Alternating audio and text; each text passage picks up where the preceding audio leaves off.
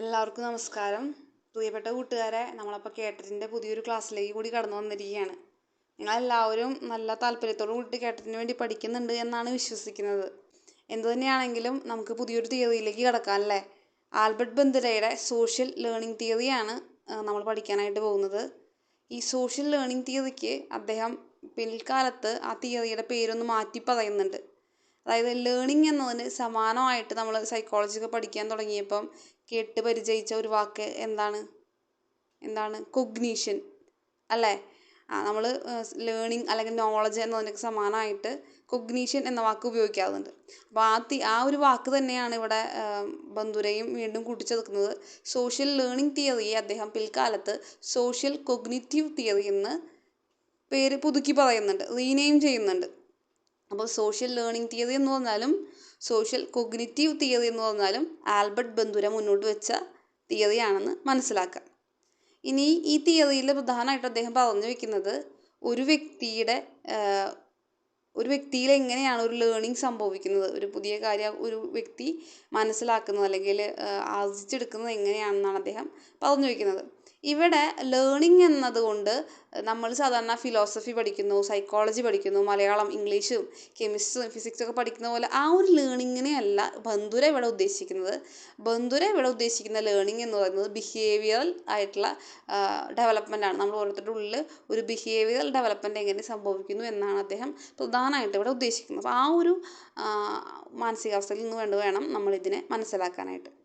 ബന്ദുരയുടെ theory വളരെ എളുപ്പമാണ്. 2 വാക്കുകൾ മനസ്സിലാക്കി കഴിഞ്ഞാൽ ബന്ദുരയുടെ തിയറി കംപ്ലീറ്റ് ആയി. ഭയങ്കര സിമ്പിളാണ്. അപ്പോൾ ആദ്യത്തെ വാക്ക് എന്താണെന്ന് നമുക്ക് നോക്കാം. ശ്രദ്ധിച്ച് കേട്ടോ. ആദ്യത്തെ വാക്കാണ് മോഡലിംഗ്. എന്താണ് മോഡലിംഗ്? മോഡലിംഗ് എന്താണെന്ന് വിശദീകരിക്കുന്നതിന് മുന്നേ ഞാൻ നിങ്ങളോട് ഒരു പഴയ കാലത്തെ ഓർമ്മയിലേക്ക് കടന്നു പോകാനായിട്ട് ആഗ്രഹിക്കുകയാണ്. നമുക്കെല്ലാവർക്കും ഒരു കാലഘട്ടം, പ്രത്യേകിച്ച് ഒരു ടീനേജ് കാലഘട്ടത്തിലൊക്കെ ആയിരിക്കാം, ഒരു റോൾ മോഡൽ ഉണ്ടായിരിക്കാം. അല്ലെങ്കിൽ ഈ മോട്ടിവേഷൻ സ്പീക്കേഴ്സ്, ടീച്ചേഴ്സൊക്കെ സ്ഥിരമായി നമ്മളോട് ആവശ്യപ്പെടാറുണ്ട് നമുക്കൊരു റോൾ മോഡൽ ഉണ്ടായിരിക്കണമെന്ന്. അപ്പോൾ നമ്മൾ എന്താ ചെയ്യുക? ആ റോൾ മോഡലിനെ അവരെ നമ്മുടെ റോൾ മോഡലായി കണ്ടുകൊണ്ട്, ചില വ്യക്തികളെ നമ്മുടെ റോൾ മോഡലായി കണ്ടുകൊണ്ട് അവരുടെ ബിഹേവിയറുകളെ നമ്മൾ അനുകരിക്കാൻ ശ്രമിക്കാറുണ്ട് അല്ലേ. റോൾ മോഡൽ ഉണ്ടാവുക എന്നതുകൊണ്ട് അത് തന്നെയാണ് ഉദ്ദേശിക്കുന്നത്. അവരുടെ നല്ല ബിഹേവിയറുകളെ, നല്ല ആറ്റിറ്റ്യൂഡുകളൊക്കെ നമ്മളുടെ ജീവിതത്തിലേക്ക് പകർത്തുക. അതുതന്നെയാണ് മോഡലിംഗ് എന്നതുകൊണ്ട് ഇവിടെ ബന്ദുരയും ഉദ്ദേശിക്കുന്നത്. എന്താ? ഒരു വ്യക്തി മറ്റൊരു വ്യക്തിയുടെ ബിഹേവിയർ, ആറ്റിറ്റ്യൂഡ്സ്, ഇമോഷണൽ റിയാക്ഷൻസ് ഇതൊക്കെ നന്നായി നിരീക്ഷിച്ച് മനസ്സിലാക്കി അത് നല്ലതാണെന്ന് തോന്നിക്കഴിഞ്ഞാൽ അത് നമ്മുടെ ജീവിതത്തിലേക്കും അത് പകർത്തുന്ന ഒരു സംഭവം. അതിനെയാണ് മോഡലിംഗ് എന്ന് ബന്ദുര പറയുന്നത്. അപ്പോൾ നമ്മൾ നേരത്തെ പറഞ്ഞിട്ടുണ്ടായിരുന്നു, ഇവിടെ ലേണിംഗ് എന്നതുകൊണ്ട് ഒരു വ്യക്തിയിൽ ലേണിംഗ് സംഭവിക്കുക എന്നതുകൊണ്ട് ഇവിടെ ബന്ദുര ഉദ്ദേശിക്കുന്നത് ബിഹേവിയറൽ ഡെവലപ്മെൻ്റ് ആണ്, അല്ലാണ്ട് പഠിക്കുന്ന കാര്യങ്ങളല്ലേ. അപ്പോൾ ഒരു വ്യക്തിയുടെ ഉള്ളിൽ ഒരു പുതിയ ബിഹേവിയർ ഡെവലപ്പ് ചെയ്ത് വരുന്നത് മറ്റൊരു വ്യക്തിയെ അല്ലെങ്കിൽ മറ്റൊരു ആളെ, നമ്മുടെ ചുറ്റുപാടിലുള്ള ഏതെങ്കിലും ഒരു വ്യക്തിയെ കീനായിട്ട് ഒബ്സർവ് ചെയ്ത് ആ വ്യക്തിയുടെ സ്വഭാവ സവിശേഷതകളെ നമ്മുടെ ജീവിതത്തിലേക്ക് ഇമിറ്റേറ്റ് ചെയ്യുന്നതിലൂടെയാണ് എന്നാണ് ബന്ദുര പറഞ്ഞു വയ്ക്കുന്നത്. ഏറ്റവും ലളിതമായിട്ട് ബന്ദുരയുടെ തിയറി നമുക്ക് ഇങ്ങനെ വിശദീകരിക്കാം. ഈ ഇമിറ്റേഷൻ ഉണ്ടല്ലോ, അവിടെ നമ്മൾ എന്താ ചെയ്യണേ? ഒരു റോൾ മോഡലിനെ നമ്മൾ കണ്ടു. ആ റോൾ മോഡലിൻ്റെ ആ ഒരു പ്രത്യേക ക്യാരക്ടറിനെ, ആ ഒരു പ്രത്യേക ബിഹേവിയറിനെ നമ്മൾ ഇമിറ്റേറ്റ് ചെയ്യല്ല ചെയ്യുന്നത്. ആ ഒരു ഇമിറ്റേറ്റ് ചെയ്യുന്ന പ്രോസസ്സിനെയാണ് നമ്മൾ ബന്ദുര മോഡലിംഗ് എന്ന് വിളിക്കുന്നത്. നമ്മൾ മനസ്സിലാക്കാൻ വേണ്ടിയിട്ടാണ് അങ്ങനെ പറയുന്നത്. നമ്മൾ പറയുമ്പോൾ modelling is a process in which child learns by keenly observing the behaviour, attitudes and emotional reactions of others, most commonly of the people nearest to them like parents, members of the family, teachers, the older member of the society, etc. എന്താണ് modelling എന്ന് പറഞ്ഞു കഴിഞ്ഞാൽ? കുഞ്ഞ് തൻ്റെ ചുറ്റിനുമുള്ള വ്യക്തികൾ എന്ന് പറഞ്ഞാൽ parents, teachers, older members of the society, വയസ്സായ ആളുകളെയൊക്കെ കീൻലി ഒബ്സർവ് ചെയ്തതിന് ശേഷം അവരുടെ ബിഹേവിയറുകളും ആറ്റിറ്റ്യൂഡ്സൊക്കെ സ്വന്തം ജീവിതത്തിൽ പകർത്തുന്ന ആ പ്രോസസ്സിനെയാണ് നമ്മൾ മോഡലിംഗ് എന്ന് ബന്ദുര പറഞ്ഞു വയ്ക്കുന്നത്. അപ്പോൾ ആ ഒരു ഇമിറ്റേഷനാണ് അവിടെ നടക്കുന്നത് അല്ലേ. ആ ഇമിറ്റേഷനെയാണ് ബന്ദുര മോഡലിംഗ് എന്ന് പറഞ്ഞു വയ്ക്കുന്നത്. അപ്പോൾ മോഡലിംഗ് എന്ന ഒന്നാമത്തെ വാക്ക് നിങ്ങൾക്ക് മനസ്സിലായെന്നാണ് വിശ്വസിക്കുന്നത്. മോഡലിംഗ് എന്ന് പറയുമ്പോൾ നിങ്ങൾ ഡ്രസ്സിൻ്റെ ആ ഒരു നമ്മളെ പ്രൊഫഷനായിട്ട് നമ്മൾ മോഡലിംഗ് ചെയ്യുക ചെയ്യുക, എന്നിട്ട് ഫാഷൻ്റെ ഒക്കെ നമ്മളിങ്ങനെ പറയും. അത് ആ മോഡലിങ്ങിനെ ഓർക്കരുത്, റോൾ മോഡലിനെ ഓർക്കുക. ആ റോൾ മോഡൽ നമ്മൾ അനുകരിക്കുന്ന കാര്യങ്ങൾ ഓർക്കുക. അതൊക്കെ ഓർത്തിട്ട് ഈ മോഡലിംഗ് എന്നതിന് ഉത്തരം എഴുതാം. രണ്ടാമത്തെ ഒരു കാര്യം എന്താണ്, നമ്മളിപ്പോൾ തന്നെ ഉത്തരം പറഞ്ഞു പോയി. രണ്ടാമത്തെ ഒരു വാക്കാണ് ഒബ്സർവേഷൻ. അതായത് നമ്മളുടെ ബന്ധുര പറയുന്നത് ഈ മോഡലിംഗ് സംഭവിക്കുന്നത് എങ്ങനെയാണ്, മോഡലിംഗ് നമ്മൾ മറ്റൊരാളെ അനുകരിക്കുന്നത് എങ്ങനെയാണ്. ആദ്യം തന്നെ ആ ഒരു വ്യക്തി, നമ്മുടെ റോൾ മോഡലിനെ നമ്മൾ ആദ്യം നന്നായി നിരീക്ഷിക്കും. ഇത് തല്ലുകൊള്ളണ സ്വഭാവമാണോ, ഇത് ഈ ഒരു, അതായത് നമ്മൾ അറിഞ്ഞുകൊണ്ട് ചെയ്യണതാവണമെന്നില്ല, അറിയാതെ തന്നെ ചെയ്യുന്നതായിരിക്കും. കുറച്ചൊത്തിരി പ്രായം ബുദ്ധിയൊക്കെ വെച്ച് കഴിയുമ്പോൾ നമ്മൾ അറിഞ്ഞുകൊണ്ട് ഇത് നമുക്ക് പറ്റി നമ്മുടെ വൈബിന് സെറ്റായ ഒരു സ്വഭാവമാണോ എന്ന്, അല്ലെങ്കിൽ നമ്മളുടെ ചുറ്റുപാടിലും ഈ ഒരു അന്തരീക്ഷത്തിൽ ഇത് എത്രത്തോളം അംഗീകരിക്കപ്പെടുന്നതാണ് എന്നൊക്കെ നോക്കിക്കൊണ്ട് അത് നമ്മൾ അത് നന്നായി ഒന്ന് ഒബ്സർവ് ചെയ്യും. ആ ഒരു ബിഹേവിയറിന്, ആ ഒരു വ്യക്തിയുടെ ആ ഒരു ബിഹേവിയർ നന്നായി ഒന്ന് ഒബ്സർവ് ചെയ്തതിന് ശേഷം ആണ് നമ്മൾ ആ ഒരു ബിഹേവിയർ അഡോപ്റ്റ് ചെയ്യുകയോ ചെയ്യാതിരിക്കുകയോ ചെയ്യുന്നത്. അപ്പോൾ ഈ ഒരു ഒബ്സർവ് ചെയ്യുന്ന, ആ നിരീക്ഷണത്തിന് ശേഷമാണ് നമ്മൾ ആ ഒരു ബിഹേവിയർ സെലക്ട് ചെയ്യുന്നത്, നമ്മൾ അഡോപ്റ്റ് ചെയ്യാൻ തയ്യാറാവുന്നത്. അതുകൊണ്ട് തന്നെ ഈ ഒരു ലേണിംഗ് പ്രോസസ്സിനെ ബന്ധുര വിളിക്കുന്ന പേരാണ് ഒബ്സർവേഷണൽ ലേണിംഗ്. എന്താണ് ഒബ്സർവേഷണൽ ലേണിംഗ്? ഈ ഒബ്സർവേഷണൽ ലേണിങ്ങിന് 2 തരത്തിലുള്ള വേർഷനുകളുണ്ട് കേട്ടോ. അപ്പം നമ്മൾ, അല്ലെങ്കിൽ ഒരു കുഞ്ഞ് എന്താണോ കാണുന്നത്, എന്തിനെയാണോ ഒബ്സർവ് ചെയ്യുന്നത്, അതാണ് ആ കുട്ടിയുടെ ബിഹേവിയറായിട്ട് മാറുന്നത്. ഇപ്പം ഒബ്സർവേഷണൽ ലേണിങ്ങിൻ്റെ ഒരു പോസിറ്റീവായിട്ടുള്ള വശമാണ് നമ്മൾ നല്ല റോൾ മോഡലിനെ എടുത്തിട്ട് ആ റോൾ മോഡലിൻ്റെ വശങ്ങളൊക്കെ നമ്മൾ അനുകരിക്കുന്നത്. നെഗറ്റീവായിട്ടുള്ള വശം എന്തായിരിക്കും? നമുക്കൊരു ഏറ്റവും സിമ്പിളായിട്ടുള്ള ഉദാഹരണം പറയാം. നമ്മുടെ വീട്ടിൽ നിന്ന് തന്നെയുള്ള ഒരു ഉദാഹരണം പറയാം. നമ്മൾ പലപ്പോഴും പറയുന്നത് കേട്ടിട്ടുണ്ട്, പാരൻസിൻ്റെ അടുത്തൊക്കെ പറയുന്നത് കേട്ടിട്ടുണ്ട്. അതായത് പാരൻസ് ഒരിക്കലും കുട്ടികളുടെ മുന്നിൽ വെച്ചിട്ട് വഴക്കിടരുതെന്ന് പറയുന്നത് കേട്ടിട്ടുണ്ട്, അല്ലേ? എന്തുകൊണ്ടാണ്? കുട്ടികൾ പാരൻസിൻ്റെ ആ ഒരു വഴക്കിടുന്ന ആ ഒരു നേച്ചറിനെ അനുകരിക്കാനുള്ള സാധ്യതയുള്ളതുകൊണ്ട്. ഇപ്പം ഞാൻ മുകളിൽ കാണിച്ചിരിക്കുന്ന ആ ഒരു കാർട്ടൂണിലും ഈ ഒരു ഒബ്സർവേഷണൽ ലേണിങ്ങിൻ്റെ ഭാഗമായിട്ട്, അല്ലെങ്കിൽ കുട്ടി പാരൻസ് വഴക്കിടുന്നത് ഒബ്സർവ് ചെയ്തിട്ട് കുട്ടി പിന്നീട് മനസ്സിലാക്കുകയാണ്, ഞങ്ങൾക്കും ഇതുപോലെ ബഹളം വയ്ക്കാനുള്ള അവകാശം ഉണ്ട് എന്ന് കുട്ടി മനസ്സിലാക്കുന്നതാണ് ആ ഒരു കാർട്ടൂണിൻ്റെ അർത്ഥമായിട്ട് വരുന്നത്. അത് നിങ്ങൾ ഒന്നുകൂടി ശ്രദ്ധിച്ച് എഴുതിയേക്കുന്നത് മനസ്സിലാവുന്നില്ലെങ്കിൽ ഒന്ന് ശ്രദ്ധിച്ച് നോക്കിയാൽ മനസ്സിലാവും. ആ ചിത്രങ്ങളൊന്ന് ശ്രദ്ധിച്ച് നോക്കാം. അതിൽ ഒന്നാമത്തെ ചിത്രത്തിൽ കാണുന്നത് 2 കുട്ടികൾ തമ്മിൽ വഴക്കിട്ടുകൊണ്ടിരിക്കുകയാണ്, ആങ്ങളെയും പെങ്ങളും ആണെന്ന് വിചാരിക്കുന്നു. രണ്ടാമത്തെ ചിത്രത്തിൽ എന്താ, അവിടേക്ക് പാരൻസ് വരുന്നുണ്ട്, പാരൻസ് ഇടപെടുന്നുണ്ട്, എന്തിനാ അങ്ങനെ വഴക്കുണ്ടാക്കണേന്ന് ചോദിക്കുന്നുണ്ട്. മൂന്നാമത്തെ ചിത്രത്തിൽ കുട്ടി പറയുന്ന മറുപടി ഇങ്ങനെയാണ്, പാരൻസിനോട് പറയാണ്, നിങ്ങളിങ്ങനെ വഴക്കിടുന്നതും ബഹളം വയ്ക്കുന്നതൊക്കെ ഞാൻ കണ്ടിട്ടുണ്ട്, അപ്പം ഞാൻ വിചാരിച്ചു ഞങ്ങൾക്ക് ഇതുപോലെ ചെയ്യാനുള്ള അവകാശം ഉണ്ടെന്ന്. അതാണ് കുട്ടി പറയുന്ന മറുപടി. ഈ പറഞ്ഞ സംഭവം ഒബ്സർവേഷണൽ ലേണിങ്ങിൻ്റെ ഒരു നെഗറ്റീവ് വശമാണ്.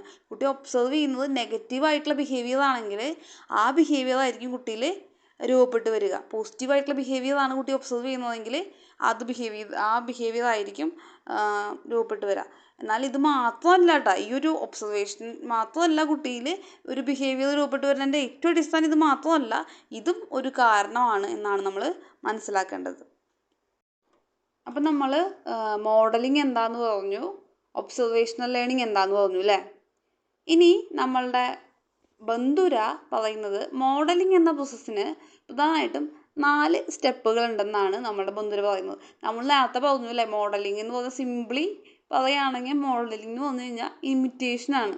അപ്പോൾ നമുക്കറിയാം ഈ ഒരു ഇമിറ്റേഷൻ നടത്താമെന്ന് പറയുമ്പോൾ എന്താണ് നമുക്ക് അതിലുണ്ടാവുന്ന സ്റ്റെപ്പുകൾ എന്തൊക്കെയാണെന്ന് നമുക്കറിയാം. അപ്പോൾ അതിലുള്ള സ്റ്റെപ്പുകൾക്ക് നമ്മൾ തോന്നിയ പേരുകൾ ഇടരുത്, ബന്ധുര പറഞ്ഞ പേരുകൾ തന്നെ കൊടുത്താലാണ് നമുക്ക് പരീക്ഷയ്ക്കായാലും കേട്ടറ്റിനായാലും നമുക്കത് ഉപകാരപ്രദമാവുള്ളൂ. അപ്പോൾ ബന്ധുര പറഞ്ഞ പേരുകൾ ഇതൊക്കെയാണ്. മോഡലിങ്ങിനുള്ള 4 സ്റ്റെപ്പുകളായിട്ട് ബന്ധുര പറയുന്നത്: attention, retention, reproduction and reinforcement. ഇങ്ങനെ 4 സ്റ്റെപ്പുകളാണ് മോഡലിങ്ങിനുള്ളതെന്നാണ് ബന്ധുര പറയുന്നത്. ഇതൊക്കെ എന്തൊക്കെയാണെന്ന് നമുക്ക് നോക്കാം. ഭയങ്കര സിമ്പിളായിട്ട് നമുക്ക് മനസ്സിലാക്കാവുന്നതുള്ളൂ. അറ്റൻഷൻ എന്ന് പറഞ്ഞാൽ എന്താ? അറ്റൻഷൻ സ്റ്റാൻഡർഡീസ് അതാണോ? അല്ല അല്ലേ. അറ്റൻഷൻ എന്ന് പറഞ്ഞു കഴിഞ്ഞാൽ നമ്മൾ അറ്റൻഷൻ കൊടുക്കുക, അല്ലെങ്കിൽ അതിനൊരു ശ്രദ്ധ കൊടുക്കുക, അത്ര തന്നെയുള്ളൂ. അത് തന്നെയാണ് ഇവിടെയും നമ്മുടെ ബന്ധുര ഉദ്ദേശിക്കുന്നത്. മറ്റേ അറ്റൻഷൻ അല്ല, നിങ്ങൾക്ക് അറിയാവുന്ന കാര്യമാണ്. നമ്മളുടെ അറ്റൻഷൻ എന്ന് പറഞ്ഞു കഴിഞ്ഞാൽ ഒരു പ്രത്യേക ബിഹേവിയറിലേക്ക് കുഞ്ഞ് ഒന്ന് ഒബ്സർവ് ചെയ്യുക, അതിനൊന്ന് ശ്രദ്ധിക്കുക. എന്നാലാണല്ലോ ഒരു ബിഹേവിയർ ശ്രദ്ധിച്ചാലാണല്ലോ നമുക്കതിനെ പിന്നീട് തന്നെ അനുകരിക്കാനൊക്കെ പറ്റുള്ളൂ. അപ്പോൾ ചെറുതായി ആ ഒരു ബിഹേവിയറിനെ learner pays attention to the features of the modelled behaviour. Modelled ബിഹേവിയറിൻ്റെ ഫീച്ചേഴ്സിനെ നന്നായി ഒന്ന് ശ്രദ്ധിക്കുന്നതിനെയാണ് അറ്റൻഷൻ എന്ന വാക്കുകൊണ്ട് ബന്ധുര ഉദ്ദേശിക്കുന്നത്. രണ്ടാമത്തെ സ്റ്റെപ്പ് എന്താണ്? അറ്റൻഷൻ കഴിഞ്ഞ് കഴിഞ്ഞാൽ റീടെൻഷൻ. ഉറപ്പായിട്ടും നമ്മൾ കാര്യം ശ്രദ്ധിച്ച് കഴിഞ്ഞ് കഴിഞ്ഞാൽ പിന്നെ അത് നമ്മളൊന്ന് ജസ്റ്റ് ഒന്ന് ഓർത്തെടുക്കണം, റീറ്റെയിൻ ചെയ്യണം. അപ്പം അതായത് ഇപ്പം നേരത്തെ നമ്മൾ കണ്ട ആ ഒരു ഇതില്ലേ, ആ ഒരു കാർട്ടൂണുമായി ബന്ധപ്പെടുത്തിക്കൊണ്ട് ചിന്തിക്കുക. അതായത് ഒരു പ്രത്യേക സാഹചര്യത്തിൽ പപ്പയ്ക്കും അമ്മയ്ക്കും ആ കുട്ടിയുടെ പാരൻസിന് ദേഷ്യം വന്ന സാഹചര്യത്തിൽ പാരൻസ് ഭയങ്കര ബഹളം വയ്ക്കുന്നതാണ് കുട്ടി കണ്ടിട്ടുള്ളത്. അത് കുട്ടി അറ്റൻഷൻ നടത്തിയിട്ടുണ്ട്, കുട്ടി അറ്റൻഡ് ചെയ്തിട്ടുണ്ട് ആ സംഭവം. അത് കഴിഞ്ഞ് വേറൊരു സാഹചര്യത്തിൽ കുട്ടിക്ക് ദേഷ്യം വന്നപ്പോൾ കുട്ടി സ്വാഭാവികമായിട്ട് ഓർത്തെടുത്തു, എൻ്റെ പാരൻസിന് ദേഷ്യം വന്ന സാഹചര്യത്തിൽ പാരൻസ് ഭയങ്കര ബഹളം വെച്ച് സാധനങ്ങളൊക്കെ വലിച്ചെറിഞ്ഞിട്ടാണ് പ്രതികരിച്ചിട്ടുള്ളത്.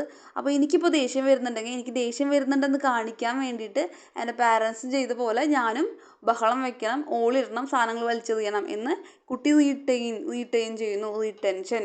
അതായത് ഈ റീടെൻഷൻ എന്ന സ്റ്റെപ്പിൽ എന്ത് ചെയ്യുന്നു, learner registers the observed behaviour in his memory in the form of mental images or verbal descriptions. വാക്കുകളുടെ രൂപത്തിലോ അല്ലെങ്കിൽ മെൻ്റൽ ഇമേജസിൻ്റെ രൂപത്തിലോ കുട്ടി ആ കാര്യം വീണ്ടും രജിസ്റ്റർ ചെയ്യണം, ഓർത്തെടുത്തുകൊണ്ട് വീണ്ടും നന്നായി ഓർപ്പിക്കുകയാണ്. ഇങ്ങനെയൊക്കെയാണ് ദേഷ്യം വരുമ്പോൾ എൻ്റെ പാരൻസ് ചെയ്തിട്ടുള്ളത് എന്നുള്ള കാര്യം റീറ്റെയിൻ ചെയ്യുന്നു. മൂന്നാമത് എന്തുണ്ടാവുന്നു, കുട്ടിക്ക് ദേഷ്യം വരുന്നൊരു സാഹചര്യത്തിൽ കുട്ടി ഈ കാര്യം ഓർത്തെടുത്തിട്ട്, ഇതൊക്കെ ഒറ്റ സെക്കൻഡിൽ സംഭവിക്കുന്ന കേട്ടോ, അതങ്ങനെ കുറേ 2 മണിക്കൂർ നീണ്ടുന്നുകൊണ്ട് ചെയ്യുന്നതല്ല. അതേ സമയത്ത് കുട്ടിക്ക് ദേഷ്യം വന്ന സമയത്ത് കുട്ടി റീപ്രൊഡക്ഷൻ എന്താണ്, ആ മനസ്സിൽ വന്ന അല്ലെങ്കിൽ പാരൻസ് ചെയ്തിട്ടുള്ള ആ ഒരു ബിഹേവിയറിനെ കുട്ടിയുടെ മനസ്സിൽ പതിഞ്ഞിട്ടുണ്ടല്ലോ, ആ പതിഞ്ഞ ബിഹേവിയറിനെ കുട്ടി റീപ്രൊഡ്യൂസ് ചെയ്യാണ്. എങ്ങനെ, കുട്ടിയുടേതായ രീതിയിൽ കുട്ടി ബഹളം വയ്ക്കും, കരയും, കയ്യിൽ കിട്ടിയെടുത്ത് എറിയും. എങ്ങനെയാണോ പാരൻസ് ചെയ്തത് അതിനെ ഇമിറ്റേറ്റ് ചെയ്യാനായിട്ട് കുട്ടിയോട് ശ്രമിക്കുക. അതിനാണ് റീപ്രൊഡക്ഷൻ എന്നുകൊണ്ട് ഉദ്ദേശിക്കുന്നത്. എന്താണ് reproduction? Involves converting symbolic representations into appropriate actions. അതിന് മുന്നേ വരെ മനസ്സിലായിരുന്നു, അബ്സ്ട്രാക്റ്റായിട്ട് രൂപത്തിൽ കിടന്നിരുന്ന ആ കാര്യം കുട്ടി ആക്ഷൻസിലൂടെ അത് അവതരിപ്പിക്കാനായിട്ട് തുടങ്ങുന്നതാണ് റീപ്രൊഡക്ഷൻ. ഇനിയും ബന്ധുര പറയുന്ന ഒരു മാജിക് വേർഡാണ് റീഇൻഫോഴ്സ്മെൻറ്റ് എന്ന് പറയുന്നത്. ശരിക്കും ഇതൊരു മാജിക് വേർഡാണ്. അതായത് ബന്ധുര പറയാണ്, ശരിയാണ്, ഒബ്സർവേഷണൽ ലേണിങ്ങിലൂടെ കുട്ടിയിൽ ഒരു ബിഹേവിയർ രൂപപ്പെട്ട് കഴിഞ്ഞിട്ടുണ്ടാവും. പക്ഷേ അതങ്ങനെ കുട്ടിയിൽ അങ്ങനെയാണ് പതിഞ്ഞു പോയി, ഒരിക്കലും മാറ്റാൻ പറ്റാത്ത വിധത്തിൽ പതിഞ്ഞു പോയിട്ടൊന്നും ഉണ്ടാവില്ല. കാരണം ഇപ്പം ഈ കുട്ടി തന്നെ, നമ്മൾ ഈ കാർട്ടൂണിൽ കണ്ട കുട്ടി തന്നെ വളരെ മോശമായിട്ടുള്ളൊരു ബിഹേവിയർ പ്രകടിപ്പിച്ചപ്പം കുട്ടിയുടെ പാരൻസ് വന്ന് അതിനോട് എങ്ങനെയാണ് പ്രതികരിച്ചത് എന്നുള്ളതിനനുസരിച്ച് കുട്ടിയുടെ ഉള്ളിൽ ഈ ബിഹേവിയർ വളരുകയോ തളരുകയോ ചെയ്യും. അതായത് ഈ കുട്ടി തന്നെ ഒരു മോശമായിട്ടുള്ളൊരു രീതിയിൽ ഒരു പ്രത്യേക സാഹചര്യത്തിൽ പ്രതികരിച്ചപ്പോൾ കുട്ടിയുടെ പാരൻസ് വന്നിട്ട് നല്ല സ്വഭാവമുണ്ട്, നിനക്ക് നല്ല അടി കിട്ടത്തൻ്റെ കുറവാ എന്ന് പറയുമ്പോൾ എന്താ, ഒരു നെഗറ്റീവ് റീഇൻഫോഴ്സ്മെൻ്റ് ആണല്ലോ അവിടെ കുട്ടിക്ക് കിട്ടുന്നത്. കുട്ടിക്ക് ഒന്നല്ലെങ്കിൽ ചിലപ്പോൾ ഒരു ചെറിയ അടിയും കിട്ടിയെന്ന് വരും. അപ്പം കുട്ടിക്ക് അവിടെ നെഗറ്റീവ് റീഇൻഫോഴ്സ്മെൻറ്റ് കിട്ടുമ്പോൾ സ്വാഭാവികമായും കുട്ടിക്ക് മനസ്സിലാവും ഇതത്ര നല്ല സ്വഭാവമല്ല, ഇനി ഇത് ചെയ്ത് കഴിഞ്ഞാൽ ഇനിയും അടി കിട്ടാൻ സാധ്യതയുണ്ട്, അതുകൊണ്ട് അത് ചെയ്യാതെ ഈ ഒരു ബിഹേവിയർ തുടരാതിരിക്കുന്നതാണ് നല്ലത് എന്നുള്ളൊരു തിരിച്ചറിവ് കുട്ടിക്കുണ്ടാവും. അപ്പോൾ സ്വാഭാവികമായിട്ടും കുട്ടി ആ ഒരു ബിഹേവിയർ ഒഴിവാക്കാനാണ് ശ്രമിക്കുക. ഇനി അഥവാ കുട്ടിക്ക് കിട്ടിയ ബിഹേവിയർ മിടുക്കി, എത്ര നല്ല കുട്ടി എൻ്റെ മോള്, അല്ലെങ്കിൽ മിടുക്കൻ, നല്ല കുട്ടിയാട്ടാ, അങ്ങനെ ഒരു റീഇൻഫോഴ്സ്മെൻ്റ് ആണ് കുട്ടിക്ക് കിട്ടിയത്. അങ്ങനെ ഒരു പ്രതികരണമാണ് പാരൻസിൻ്റെ ഭാഗത്തുനിന്ന് ഒരു കുട്ടി ഒരു പ്രത്യേക ഒരു ബിഹേവിയർ പ്രകടിപ്പിച്ചപ്പോൾ കുട്ടിക്ക് കിട്ടിയതെങ്കിൽ, നല്ലൊരു പോസിറ്റീവ് റീഇൻഫോഴ്സ്മെൻ്റ് ആണ് കിട്ടിയതെങ്കിൽ ആ ബിഹേവിയർ തുടരാനുള്ള സാധ്യത കൂടുതലാണ്. എൻകറേജ് ചെയ്യും, കുട്ടിയുടെ ആ ഒരു ബിഹേവിയർ എൻകറേജ് ചെയ്യും. നെഗറ്റീവ് റീഇൻഫോഴ്സ്മെൻ്റ് ആണെങ്കിൽ ആ ഒരു ബിഹേവിയർ ഡിസ്കറേജ് ചെയ്യാനുള്ള സാധ്യതയുണ്ട്. അത്രയും കാര്യങ്ങളാണ് നമ്മളുടെ ബന്ധുരയുടെ സോഷ്യൽ ലേണിംഗ് തിയറി എന്നതിൽ പറഞ്ഞു വയ്ക്കുന്നത്. അപ്പോൾ നമ്മൾ അവസാനമായി പറഞ്ഞത് മോഡലിംഗ് എന്നതിൻ്റെ 4 സ്റ്റെപ്പുകളായിരുന്നു. അവയാണ് attention, retention, reproduction and reinforcement. നമ്മൾ ചിന്തിക്കുമ്പോൾ ആദ്യത്തെ 3 നമുക്ക് സ്റ്റെപ്പുകളായിട്ട് തോന്നുള്ളൂ. അവസാനത്തെ എന്ന് പറയുന്നത് ഈ ഒരു ഡെവലപ്മെൻറ്റിന് അല്ലെങ്കിൽ ബിഹേവിയറൽ ഡെവലപ്മെൻറ്റിനെ അല്ലെങ്കിൽ ലേണിംഗ് സംഭവിക്കുമ്പോൾ അതിനെ ബാധിക്കുന്ന, അതിനെ എഫക്റ്റ് ചെയ്യുന്ന ഒരു ഘടകമായിട്ടാണ് നമുക്ക് തോന്നുന്നത്. പക്ഷെ നമ്മൾ സ്റ്റെപ്പുകൾ എന്ന നിലയിലാണ് നമുക്കത് തന്നിരിക്കുന്നത്. അപ്പോൾ നമ്മൾ അങ്ങനെ തന്നെ മനസ്സിലാക്കി വയ്ക്കുക. ഇത്രയും കാര്യങ്ങളാണ് നമുക്ക് പ്രധാനമായിട്ടും ബന്ധുരനെ പറ്റി പറയാനുള്ളത്. ഇത്രയും കാര്യങ്ങൾ വ്യക്തമായെന്ന് വിചാരിക്കുന്നു. അപ്പോൾ നന്നായും പഠിക്കുക, നന്നായി മനസ്സിലാക്കുക, നല്ല കുട്ടികളായിട്ട് ഇരിക്കുക, നന്നായി പ്രാർത്ഥിക്കുകയൊക്കെ ചെയ്യുക. അപ്പോൾ എല്ലാവിധ ആശംസകളും. നന്ദി.